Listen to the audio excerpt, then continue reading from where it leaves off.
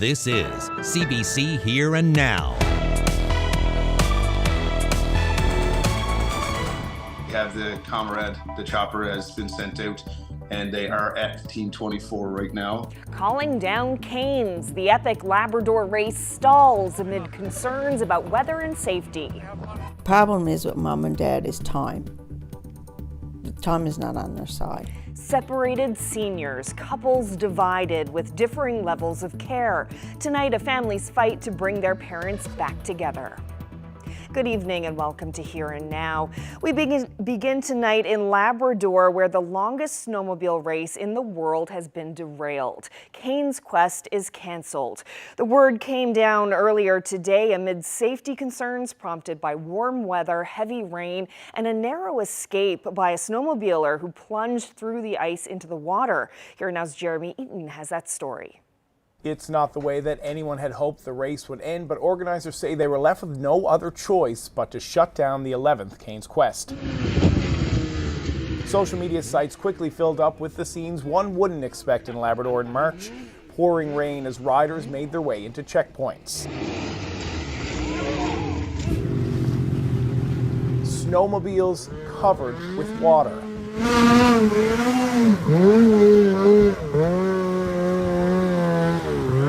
The decision follows a scary moment on Labrador's south coast with one of the riders from Team 66, the duo who had traveled from Finland, going through the ice while en route to Port Hope Simpson. We are going, and suddenly there was no ice, only the water, open water. And as I went through the ice, immediately take the left and managed to get in the hard ice. His partner, Isa, wasn't so lucky and had to swim 10 meters to shore. Put him in a sleeping bag and baby bag and trying to keep him warm. So at that point we made the decision to push the emergency button. Help arrived and the team traveled the remaining 30 kilometers to Port Hope Simpson. The two riders, who traveled further than anyone else to compete in this race, received a very warm welcome at the hotel in Port Hope Simpson. After hours of meetings and checking with racers, people at the checkpoints, on-site contacts, and safety personnel, the difficult decision to cancel the longest and toughest snowmobile race in the world was made. This is the first time Cane's Quest has ever been canceled mid-race in almost 2 decades. Jeremy Eaton, CBC News, St. John's. Well, a short time ago, we reached Cane's Quest organizers who had this to say about the big decision to call the race down. All the things we ended up coming to 3 scenarios, I think, which the board thought was would be a potential way to continue the race. Most of them scenarios did include trailering snowmobiles to a safe checkpoint and then restarting the race from there. So what we've done after that, we decided to call the racers and get them included on the decision as well. So we had all the racers in Port Hope Simpson and Cartwright get together in the hotel. We put them on a conference call.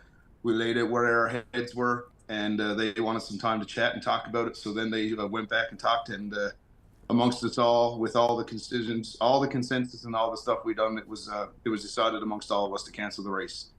So we canceled the race and put a pause on everything. But at the same time, we had some teams that were in the Mealy Mountain Park that had pressed their button, but we were in communication with them. And the team 88 and 24 and team 24 pressed the button first. We were in communication with team 88. I don't want to get too involved in that, but I will say that after all day, we have the Comrade, the chopper has been sent out, and they are at team 24 right now. And we'll have more from Chris Lacey a little later on Here and Now. But let's talk about exactly why we're seeing this cancellation. Just take a look at this video sent in today. This is the water over the roads in Rigolet. Quite a bit of water. In fact, schools were closed in both Rigolet and Nain earlier today because of this. How much snow or rain are we talking?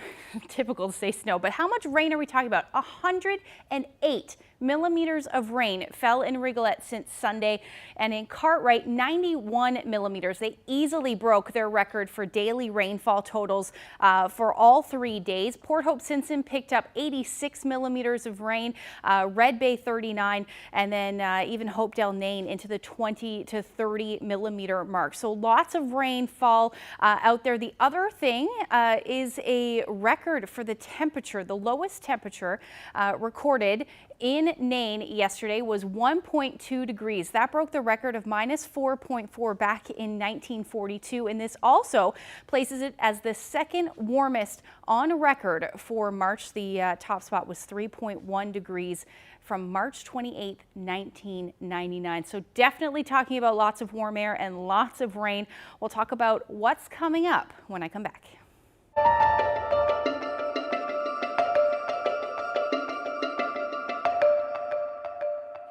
As the province looks for solutions for seniors separated by the healthcare system, families worry time is running out for couples forced to live apart.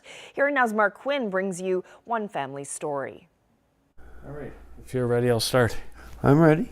Jim and Teresa Wolfrey married 69 years ago. She moved to Lewisport. I met her a day or two after she moved there. Yeah. We went to a bingo game, I think it was. Decades of memories. A place to rest a weary head. An enduring love. But now Teresa needs more care than Jim. My wife got sick and she qualified for a level 3. I don't. That's the story. In this province, there's a shortage of beds and health workers to provide care. It means facilities that provide higher levels of care can accept people like Jim, who don't require as much help. So in their mid-80s, the Wolfreys are forced to live apart, supporting each other as best they can. I go every day. I have a good family. One or the other of us takes us every day and brings us back. Jim's daughter, one of the couple's 4 children, says it's not enough. When we leave, she's alone. She's calling the nurses continuously.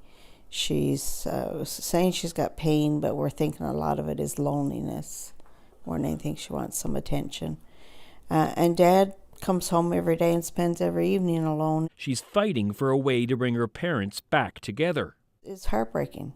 It really is. I mean, how many couples reach the age of 86 and both have their faculties enough that they can talk to each other and converse and, you know, enjoy each other's company, but then they have to separate. This is a subject that I absolutely want to get resolved. Last month, the health minister announced a review of long-term and personal care homes.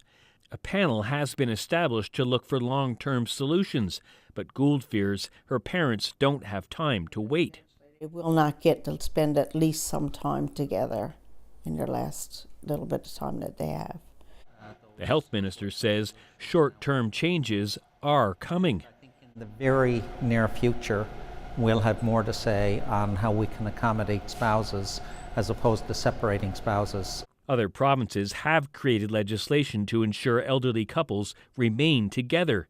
The PC party's health critic says it's unacceptable that nothing's been done here yet. Long time seen coming.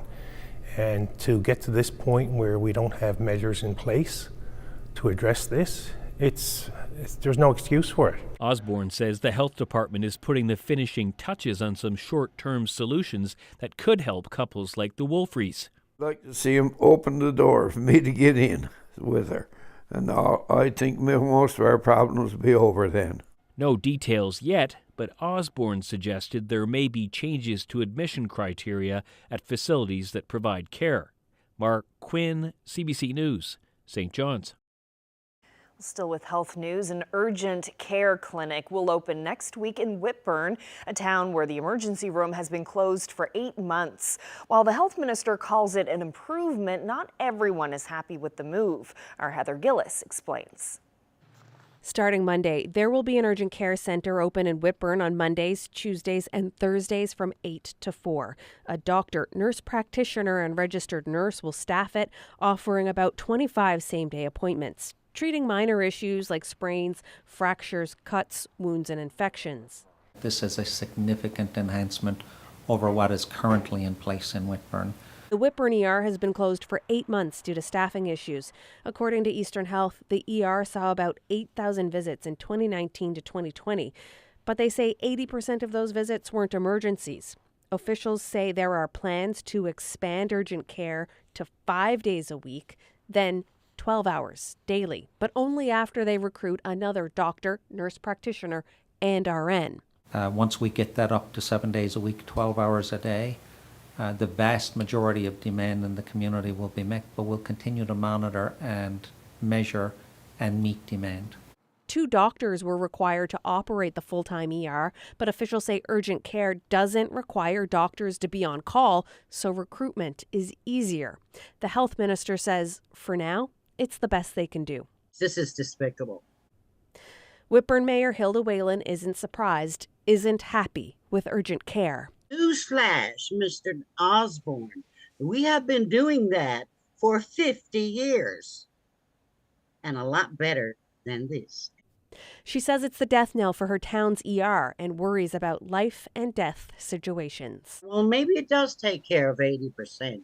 But what about the other 20%? Meanwhile, the province's opposition parties are criticizing the decision to implement urgent care in Whitburn. They say it's not what people wanted, which is 24/7 emergency care, and they call it an erosion of services. You're still having to call 911.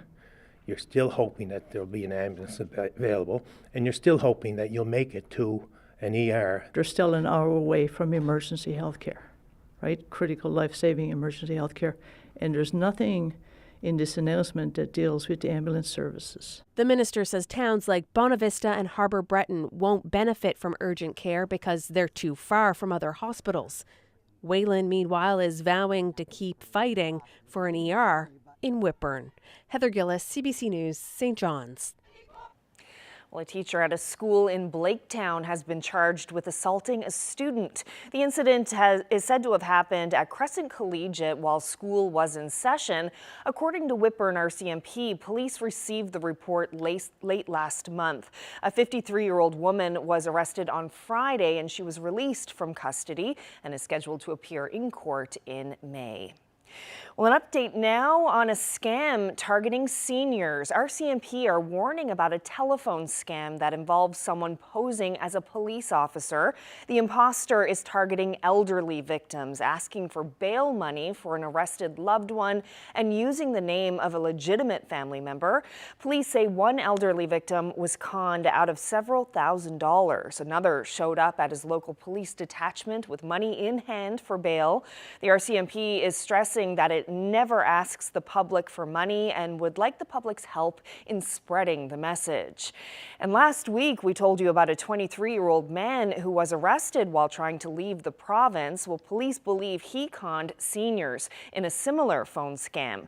Police have laid more than 27 charges against him, including fraud and extortion. West Coast drivers are being warned to watch out for caribou on the Trans-Canada Highway east of Deer Lake. The department responsible is reporting a significant number of active caribou in the area, about 20 kilometers from the community near the Deer Lake Airport. The animals are expected to remain there for several weeks. Drivers should avoid driving at dusk and dawn when caribou are most active and reducing their speeds at night. Well, the latest information on the health of salmon stocks in the province was released today, and the picture is a mixed one. The Atlantic Salmon Stock Assessment is conducted every 2 years by the Department of Fisheries and Oceans. In the big picture, most salmon stocks on the island are in decline, while in Labrador, most stocks are improving. Of 15 rivers assessed in Newfoundland, 9 had salmon numbers so low they're considered critical, while in Labrador, 2 of the 4 rivers assessed showed stocks in a healthy zone, with just 1 deemed critical. Salmon numbers are especially low on the island's south coast, where aquaculture operations may be having an additional negative impact. Aquaculture can have a negative impact on wild populations as they migrate through these regions. They could pick up sea lice or different diseases. It's something, unfortunately, we don't have a great handle on at the moment for our region. However, it's something we're actively working towards. Well, one of the things on the South Coast you think would be key to any stock assessment is, the effect perhaps aquaculture salmon farms are having, but yet DFO until now really, you haven't done a lot of work on that, right? Yeah, it's something we've been actively trying to work towards, and now we're finally in position to launch a pretty big scale study hopefully this spring.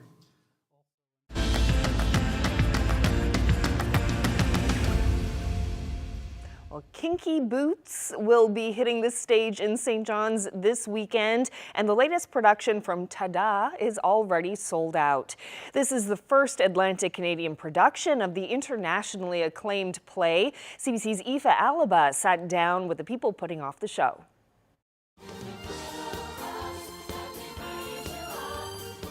The story is about inclusion and acceptance and being who you want to be and so on, but the actual book is about a real story about a shoe factory in northern England that was failing, and the father passed away, the young man took it over and didn't know how to save it, and developed an unlikely partnership with a drag queen who he had met and said, we will just switch the product, and instead of making shoes that nobody wants, we'll go after a niche market, and the niche market were drag artists, men who needed to perform in women's shoes, but they had to be strong. I've been chasing this one for a long time. It's because of the story, but because it's big, it's beautiful, it's flashy. Cyndi Lauper's music is fabulous, but it's where Tada Events has gone as an organization is we are very, very much about acceptance and inclusivity and all of the messages that are really good family messages in this show. So it's not only big and over the top, and it combines with singers, dancers, technicians who are used to theater, but also drag artists who are used to a different type of theater. And it was an opportunity for us to bring everything together in a big family show that is hilarious, and the music is gorgeous, and it allows us to be creative because it's a very creative show. There are 11 drag artists, and between them they have 60 costumes between those 11, and then there's a bunch of factory workers, and so overall there's over 200 in the entire show, costumes. I feel a lot of pride over this show, and I'm very proud to be the costume designer for the Atlantic Canadian premiere of Kinky Boots. It's going to be very fun. Not only what's happening out on stage is a big ordeal, but what's happening backstage for us is also a show. It's another show going on, right. And all the pieces backstage have to work well, just as well as they work on stage. So it's a whole thing. Yeah, so it's an interesting thing when costumes and hair and makeup and lighting design and set design, we have to bring that all together because we have a stunning cast. But if you don't put a package around them, they can't be what they need to be in this show. So the other side of the show, that the audience sees our product, but it doesn't see what we do. So the actors, singers, dancers are out there and you can see what they do, but there's this whole other world that for the last 6 months has been happening in order to give you that spectacle out there. What do you want people to take away from the show when they watch it? Happiness. Yeah. Happiness and love. That's all we want. We just want all these people to go away and just have a whole new perspective on life. Yeah. And the people that they see walking down the street, you know? And to be proud of who you are and accepting of who others are. Our community, and our community being inclusive, and our community growing, and our community being so much more than it was in my grandmother's day. And that's a thing to be proud of. And I think that's the biggest message for us. Well, staying with the theatre, upgrades are coming to the Joseph R. Smallwood Arts and Culture Centre in Gander. There will be new air conditioning, curtains, lights, as well as enhancements to the art gallery. And it's all in anticipation of Come From Away, the hit Broadway musical that's coming home to Gander this summer. Original cast members and Newfoundlander Patrina Bromley will be taking the stage. Gillian Kiley is set to direct the performance, which will run July 7th through to September 3rd.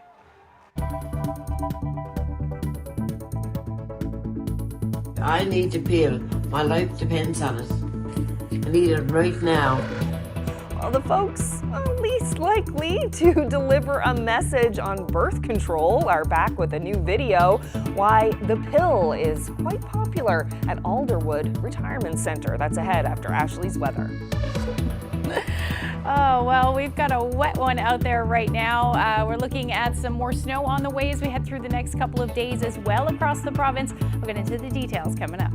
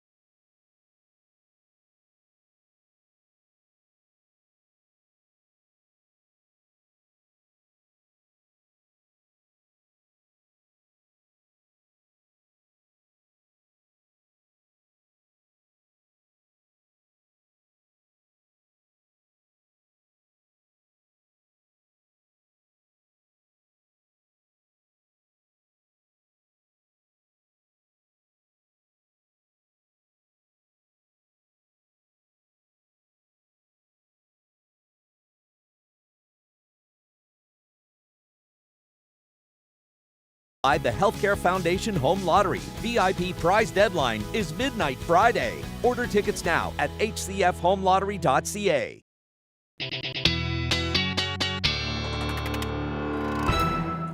Well, quite the change in temperatures we've been seeing, from super cold temperatures to very mild.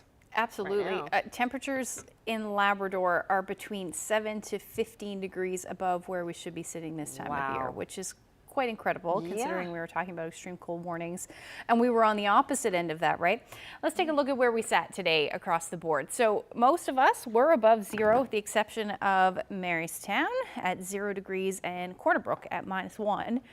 But otherwise between 1 and 3 degrees above zero today across the island. So what's going, or across the province, I should say. So what's going on is we've got a big ridge of high pressure sitting over Greenland and an area of low pressure offshore at the moment. And this is really helping to filter all of that warmer air in. So Nain's sitting at 2 degrees at the moment, Lab City at +1, but you can see that green. So that indicates some of those temperatures either near or above zero. And that's exactly where we're sitting in St. John's at the moment at 0 degrees. So what I've done is I've added the jet stream here. This is the white lines. And this is the winds in the upper level that kind of act like a conveyor belt, and it moves our weather systems all around the world, really, essentially. And right now, what's happening is that jet stream is just to the south. But where it's sitting and this blocking ridge of high pressure is pretty much allowing a couple of areas of low pressure to head right over the province, or at least the island, and then stick around as we head through the weekend. So that's one area of low pressure that's going to move through. We move forward in time. The jet stream moves a little bit further north. It's going to bring another area of low pressure with it, which could bring some snow for the weekend. And then as we head into next week, a little bit of a ridge in the jet stream. It still stays below the province, but then another area of low pressure will move in, and that will take us right into next week. So we've got a couple of things going on, but it does look like these mild temperatures, at least for the island, where we're going to see them hovering around the 0 degree mark, maybe a degree above or a degree below, will stick around for the foreseeable future. So what's going on right now? Temperatures are still pretty much above zero for the most part. Temperatures in Makkovik and Cartwright are hovering around the 0 degree mark, but those temperatures across the island as well are sitting right around there. There's a bit of a wind chill, around -1 to -6 is what it's feeling like out there. But again, very much still in that onshore flow. We're seeing some precipitation as well, especially for, at least that's showing up on radar, I should say, for the west coast through the interior, central, and then across the Avalon as well. So this is falling in the way of showers, and we did see some flurries earlier today, but as those temperatures climbed, we saw that change over to rain. Now, as we head through the night tonight, another unsettled night going to continue. We're looking at those winds fairly breezy as well, out of the northeast between 50 to 60 kilometers per hour. Not quite as significant up across Labrador, but we're still looking at these unsettled conditions. So the potential for some flurries, or in this situation, we could also see some freezing drizzle. So if we do see that freezing drizzle, we could see some slick areas for sure. But that's pretty much the story as we head through the overnight tonight. By the time we get into the morning hours, again, that potential for some flurries and or freezing drizzle, and that will continue pretty much for a good chunk of the afternoon tomorrow. And then as we head into the evening hours, a better chance of seeing some accumulating snow. Now, not too much, but there is a chance that we could see, somewhere between 2 to 5 centimeters accumulate by the time we get into Thursday morning. For some areas, higher elevations will likely see the most. Now, as far as temperatures are concerned for tomorrow, we're not really moving much. They're not really going to move much over the next couple of days. But at this point, somewhere between 0 and about +4 is what we can expect across the island tomorrow, with again those winds sticking around 40 to 60 kilometers per hour, certainly along the northeast coast. And then across Labrador, temperatures still relatively mild, into the -1 to about +2 across the island. Best chance of seeing some few peaks of sun will be along the strait. So let's look at your forecast. We'll look ahead when I come back. Thanks, Ashley.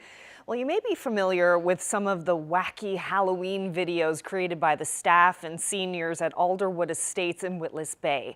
Well, they released a new video for International Women's Day tomorrow, and it celebrates an empowering moment in women's history, the introduction of the birth control pill. Now, they call the video Lots of Sex and No Babies, and the soundtrack is a rendition of Loretta Lynn's song, The Pill. Here's Recreational Director Renee Houlihan explaining how this video came about. All these years I've stayed at home while you had all your fun, and every year that's gone by, another baby's come. We've taken a very serious moment in the history of the women's movement, and we've used the lens of humor to amplify it. But make no mistake, there is a beautiful message in here about a time and a voice that I don't think has ever really been heard before. But they were so This voice comes from no other than Nora Normore, and she's 103 in February. So Nora had us all transfixed one day when we were having our, coffee and chats, talking about, life and what life was like years ago, as we often do, reminiscing. And Nora, talked about a day that she was working in the pharmacy in Belle Island, and she said it very casually. She went in to describe how she went to work, and there was all these women lined up waiting to get in the pharmacy on this day, and she was past, she was older. She was in her 50s then and done having children. So she wasn't really in tune with what was going on. So she just turned to all the women and she said, "My, oh my, what are you all doing here?" And one of the women answered, "We heard you can get the pill here now. We hear the birth control pill is available here, and we're here to get it." And the thing that inspired truly this video was Nora's description of the women's response to the pill on the day it became available. I had never heard a firsthand recollection before about this day. It's been kind of hush-hush, no one's really talked about it. So Nora describes how the women get the pill, and then they're so jubilant that they start running around the pharmacy with their arms up in the air, yelling out, "Lots of sex and no babies, lots of sex and no babies." And I just thought that the jubilant and triumphant description of this moment in time needed to be amplified, and people needed to hear in the excitement from these women what it must have meant to women who might have had 10. I mean, we have women here at Alderwood that have 15 children. So, what that meant, the jubilation and the triumphant, tone of that moment, of that transaction, clearly indicated to me that this was maybe a bigger moment than we thought. They danced over to the door and they said, "Lots of sex and no babies, lots of sex and no babies."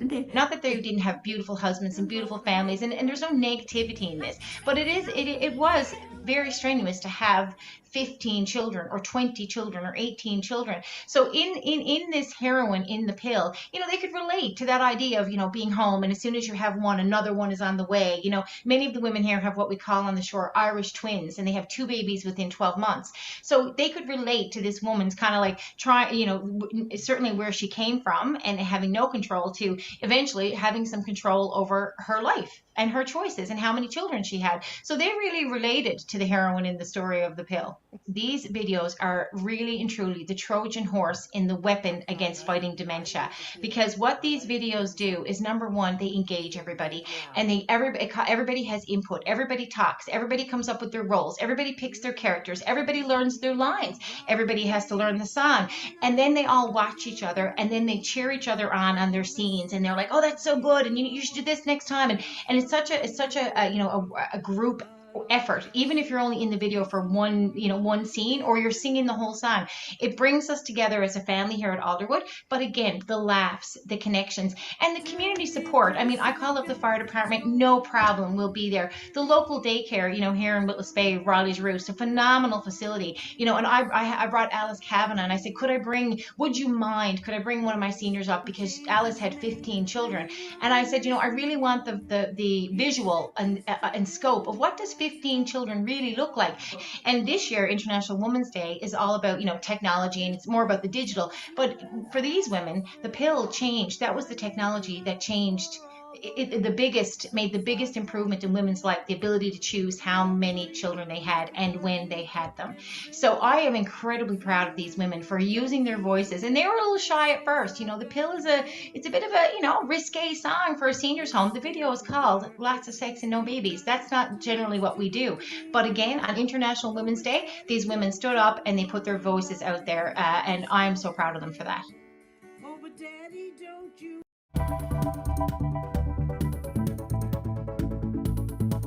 Michael Earl and his wife both have good jobs, but it's barely enough to make ends meet.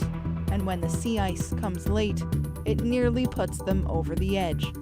Here now's Malone Mullen explores the changing landscape in Labrador, how people are preparing for the possible loss of vital resource, and the subsequent blow to their pocketbooks.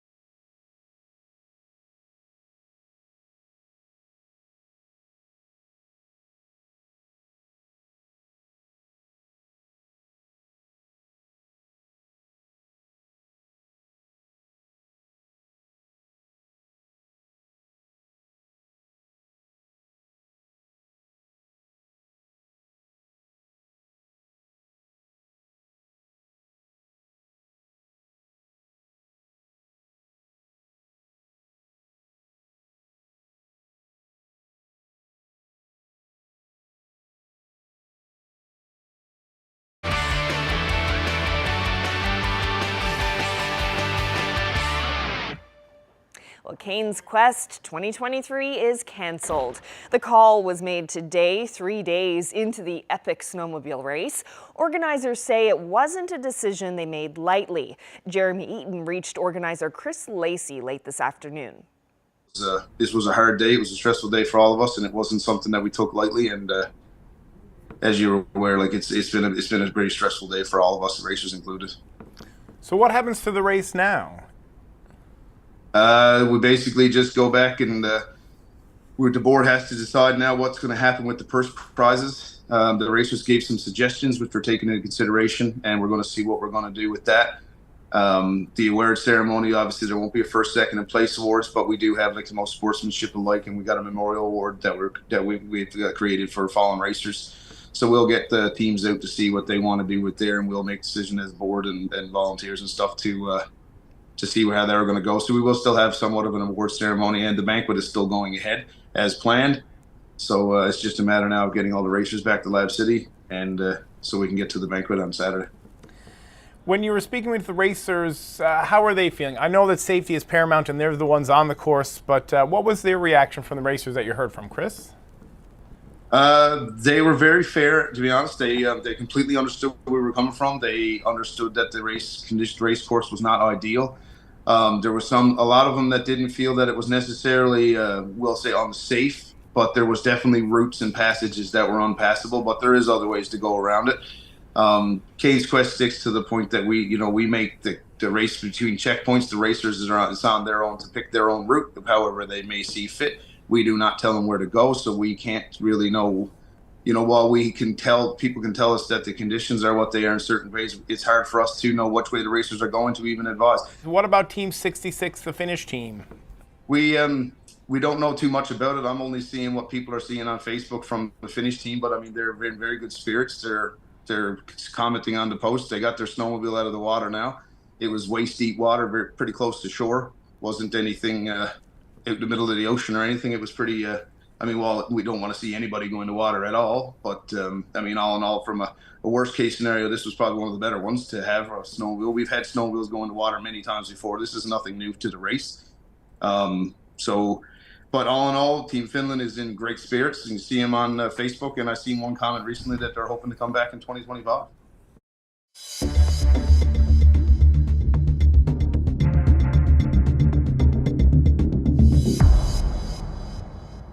The late arrival of the ice in northern Labrador has big consequences for communities like Nain. Sea ice offers vital travel, allowing people to collect firewood, hunt for food, and these are precious traditional practices for those struggling with the current cost of living.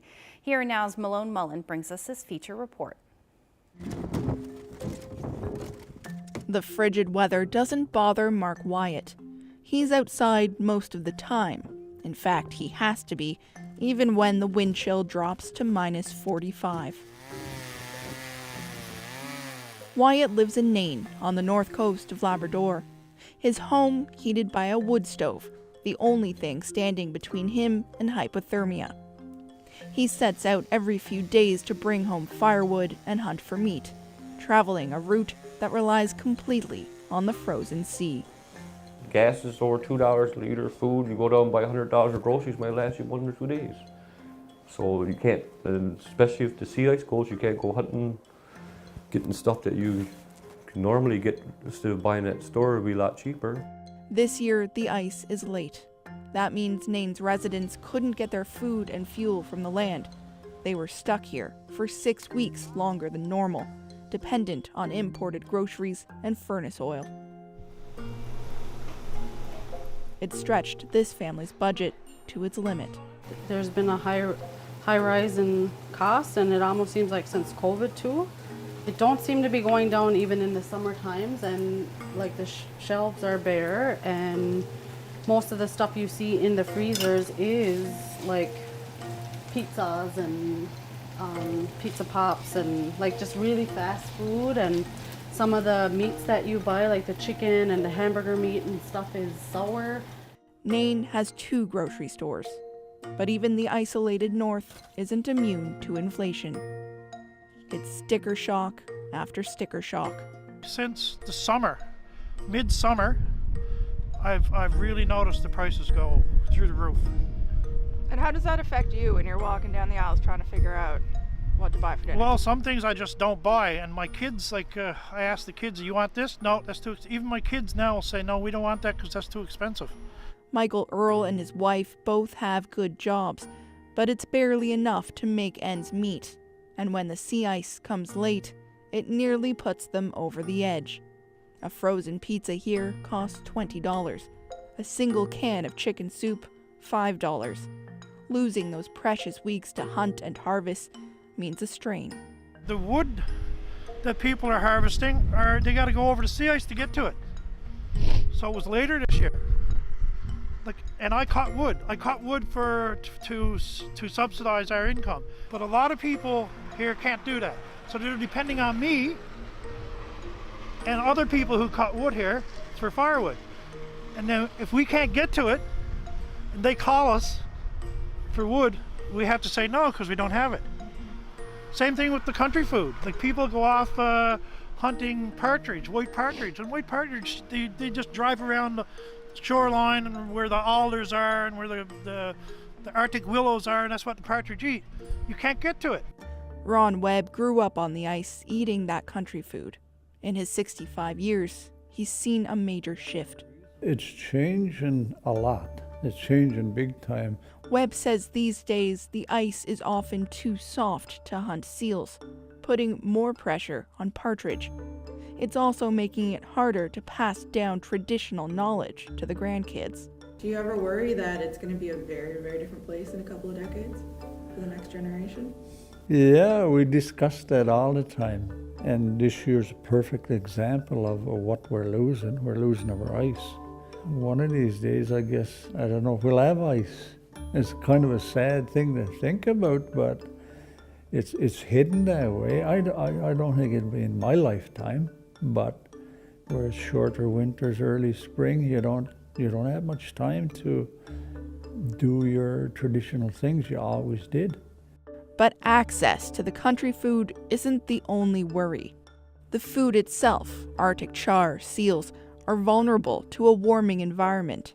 This report recommends throwing money at the problem. It's not yet known, the authors say, how the rapid loss of sea ice will affect the food chains Inuit rely on. Back at the Allen Webb household, the family tucks in for supper, getting by, for now, on moose meat and fry bread. We're just making it paycheck to paycheck pretty much right now, and just trying to bounce back from being on maternity leave, and it's crossed my mind to possibly move into a bigger place. But yet, the connection is here. Higher bills aren't the only cost. As the climate changes in Labrador, people here are paying with the loss of their culture, something they can't put a price on. Malone Mullen, CBC News, Nain.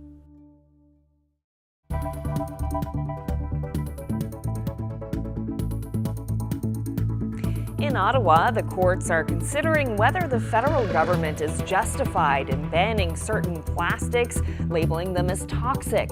That story is next.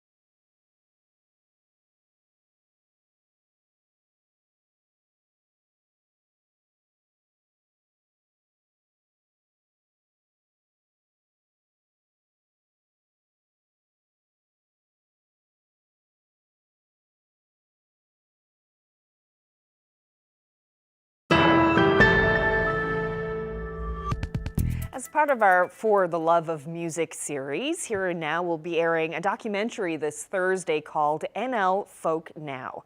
Here's a taste. All the beautiful things that the loneliness brings when the living get turned to the lake. I always think folk music is just, without oversimplifying, it's music of the people, right? So, which inevitably leads to a lot of gray, a lot of confusion, because the people are so diverse, right? Like we're all so diverse, but because of that, you end up having this beautifully huge umbrella of backgrounds, of styles, of influences. So I think folk music is actually quite a deep well. It's hard. It's kind of compartmentalized, but only into 3 compartments, I guess. Like there's the bar bands, which is a great time, and then there's traditional sessions, which is all tunes or mostly tunes. And then, I don't really know what the 3rd compartment is. Singer-songwritery types, yeah. So, naturally we sort of don't fit into either of those things, to be honest with you. Who stole her back for mini spoons? It was here before. A piece of board cut out like Newfoundland and Labrador. 47 mini teaspoons, 47 towns.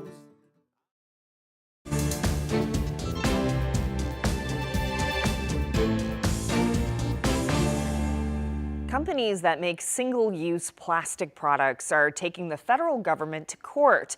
It's the first big legal test of the government's ban on things such as plastic bags. Environmental groups protested against single-use plastics today outside the federal court in Toronto, where the case is being heard. The protesters say they want to draw attention to an important case affecting the environment. The companies argue that Ottawa did not give enough scientific evidence that plastics are toxic when it introduced the ban in December. The list of banned products includes grocery bags, stir sticks, and takeout containers. European Commission President Ursula von der Leyen is in Canada today, meeting with the Prime Minister. Ukraine tops their agenda. And speaking to reporters in front of military vehicles at CFB Kingston, both leaders pledged the support for Ukraine is unwavering. We will keep supporting Ukraine in these dark times until Ukraine prevails.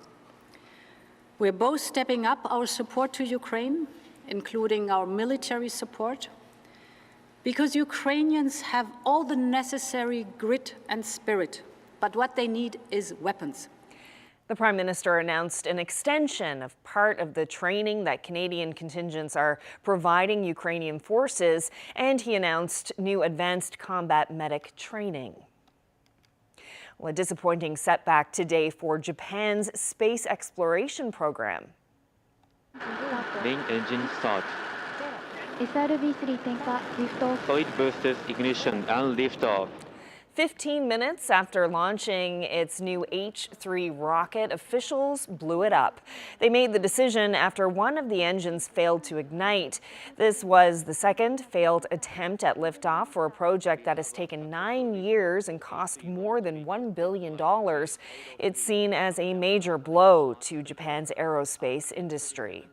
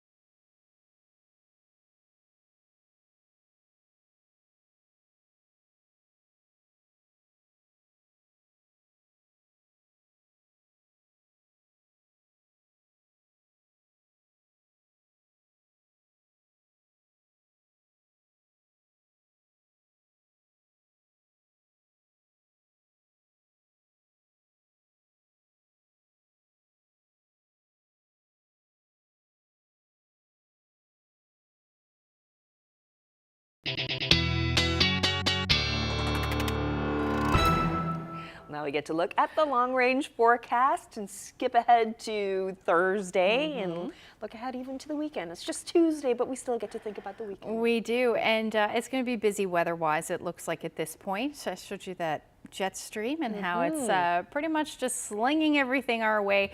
Let's take a look at what's going on as we head through Wednesday evening into Thursday morning. So that area of low pressure, you can see it offshore there, but we do have a couple of impulses that are going to move through, and this will bring some snow, it looks like, through Thursday into the evening hours for mainly central, northern peninsula and parts of Labrador as far as accumulation is concerned. But temperatures will be hovering around the 0 degree mark, give or take a degree above or below. And then as far as Labrador goes, we're still hanging on to these relatively mild temperatures, hovering around the 0 degree mark for Cartwright, -1 for Nain, and -5 for Lab City. Now, we're, like I said, still looking at the potential for flurries pretty much across the board, but we may see a few peaks of sun in the mix, particularly in the southwest. Now, as we head into Thursday evening into Friday, watch what happens to this area of low pressure. It retrogrades. That means it moves from east to west, and this does look like we could see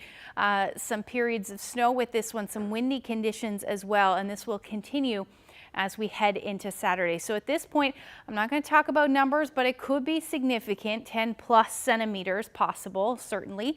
But it looks like we're going to see that potential for some rain again for coastal areas of Labrador as we head into the evening hours on Friday.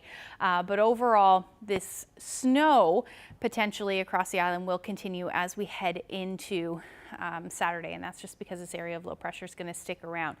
Now, as far as the temperatures are concerned, they will be hovering near or above 0. So what we do see will be very wet in nature as far as that snow is concerned. Temperatures hovering around 0 degrees in St. John's, and then up across Labrador. Again, temperatures above 0, it looks like, for Cartwright.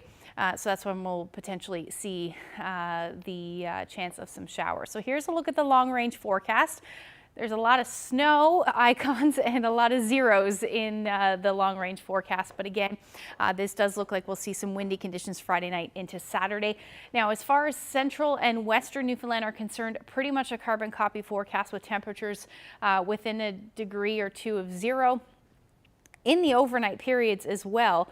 And then for Labrador, no big temperature swings pretty much until we get to the weekend for eastern Labrador anyway. And then for the west, you'll see your temperatures around -7 for the foreseeable future, and your overnight lows dipping to the minus double digits both Friday and Saturday. Before we leave you tonight, take a look at this lovely shot. It's just some ice forming out there in Hants Harbor. Heather shared this great shot with us, and if you have any, send them to Facebook, Twitter, or email them. Best place, nlphotos@cbc.ca. Oh, that's a great shot. Thank you so much, Heather, for sending that in. Blue sky and deep blue water. Beautiful. Crashing waves. Lovely. It is. Very cold, yes. Okay, well, that's it for us on this Tuesday evening. Thank you so much for spending part of your evening with us. Good night.